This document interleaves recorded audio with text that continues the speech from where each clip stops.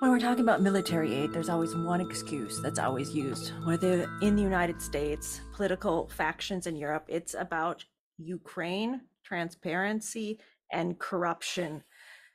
The leadership of the Ukrainian Defense Ministry is really trying to crack down, but how is Ukraine going to come away from this image of being corrupt? It will do. It will do. I mean, I think that people don't understand that, anything that was part of the Soviet Union was corrupt.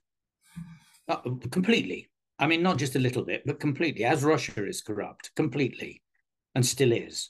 And of course, Ukraine was part of Russia, effectively, part of the Soviet Union.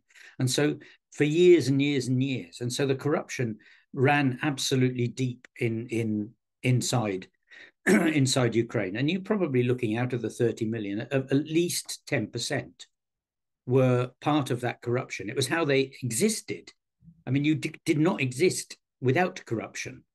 So corruption, nepotism, and having to pay for things under the table, those were normal. And it used to be the case in places like Latvia and Lithuania and other countries. It was similar when the wall came down. And in some countries in Eastern Europe, there are still problems with this. It's part of the nature of the beast that corruption takes a long time to take away. And I know you're saying people are trying to crack down on corruption. Well, the answer is they're not as hard as they should be. So you think Ukraine could do better? Oh yeah, a lot more, a lot better, a lot better. For example, the government could listen to the anti-corruption people. It doesn't. It actually tries to put anti-corruption journalists and anti-corruption people in prison. So it's not. There is because they're criticizing the government. Well, it's very easy. Get rid of the criticism. Just listen to them and fix it.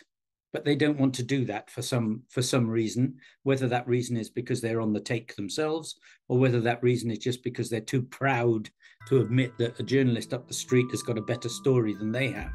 I don't know. But the fact is the government could do lots more than it's doing at the moment.